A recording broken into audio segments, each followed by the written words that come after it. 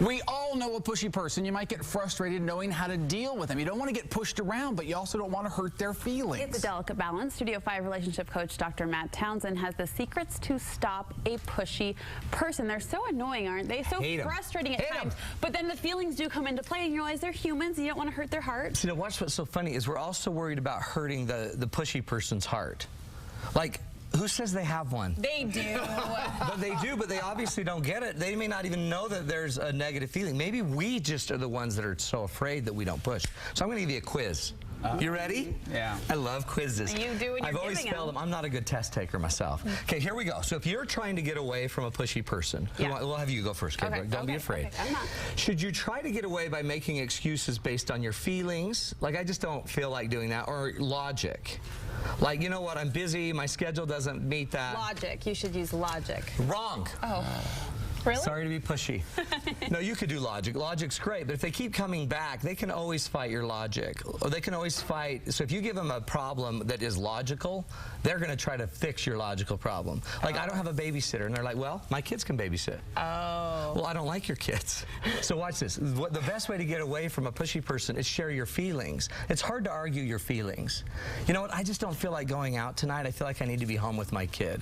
So it's harder to fight your feelings than your logic. But I will say, then the pushiness starts to feel personal. Like, I don't feel like going out tonight, and they turn into, well, come on. And then it starts to be about you as opposed to the facts. Well, if there are facts. Okay. But deep down, you may not really want to go out with a pushy person because you don't feel like it. I don't feel like being with you. If you're starting to argue logic is easier to argue constantly than my feelings. Eventually, with my feelings, you're just going to have to get used to them. Okay. I just don't feel like it. I mean, that's kind of hard, but I just don't feel like this is something I want to do this weekend. Okay. Anyway, you can try the logic. It's just, the minute, think of that. If you give somebody a logical answer, I'm probably going to start trying to break that down. Yeah, you can overcome that. Okay, Darren, you ready for one? Yes. Should you worry about hurting their feelings? No, they're pushy people and they don't have feelings. I think they're like have a harder shell, and so you can't tiptoe around them. But we worry about it. See, I think the reason we get stuck with pushy people is because you don't push hard enough. They push hard. That's how come we call them pushy. Pushy people push hard. So as non-pushy people, I call us squishy people. As squishy people, we don't push hard enough because we're so worried about their feelings. I might not worry about their feelings too much, and I'd start pushing until you do get some pushback. Okay. How hard can you push a pushy person? That sounds like a riddle. How much wood? How much wood could a push? Yeah. If a wood push could push wood. I'd push harder. Okay. I wouldn't be afraid of hurting their feelings. So it's stepping outside of our comfort zone as squishy people and really challenging. Now, that sounds crazy, but how do you know how much they can take if you've never pushed it? Yeah. See, pushy people know how much you can take because they keep pushing.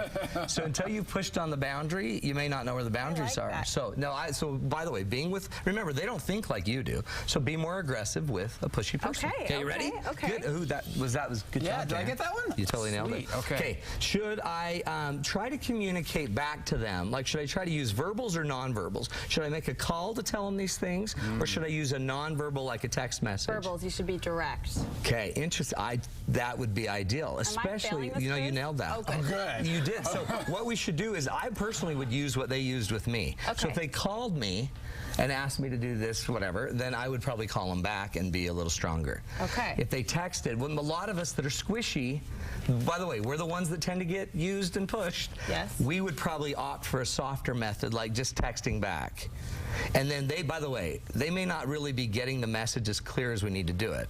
One of my favorite rules about communication is it's never what you say that matters, it's how it's received. And a lot of times if you're sending just a text message, you don't know how it's being received.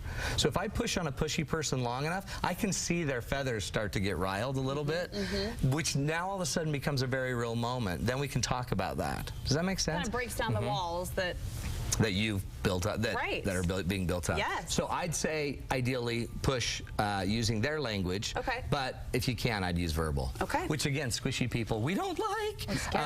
Okay, you ready for this one? So when discussing my opinion, should I be direct about my feelings or less direct, maybe beating around the bush? So this is I'm a squishy person, and if I'm dealing with a squishy person, I would beat around the bush and hope they would pick up on the cues. Squish, squish. But these are not squishy, so they're pushy. So I think I'm going to have to be direct and not beat around the bush. That's right. You go straight at it. I like to think of it right between their eyes.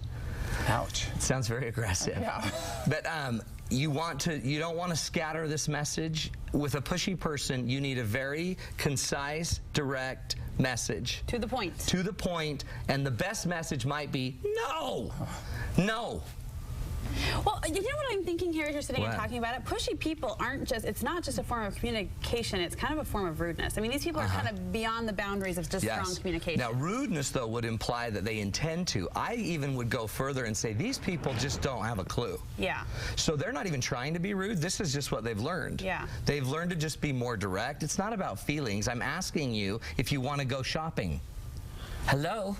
It's not even trying to be rude. It's just me being me. So some of them are so clueless in that they don't know that there's this boundary that they're stepping on all the time. Yeah. And so how do we teach people about boundaries if we don't ever show them that there's boundaries? So if we're too squishy to say no, we're stuck. If we're too squishy to be direct, if we beat around the bush, we're part of their problem. We're helping them build those social skills by letting them know, here's the wall, you shouldn't be going You could go look and see who's really successful with the squishy person. It's usually a pushy person. It's usually another pushy person.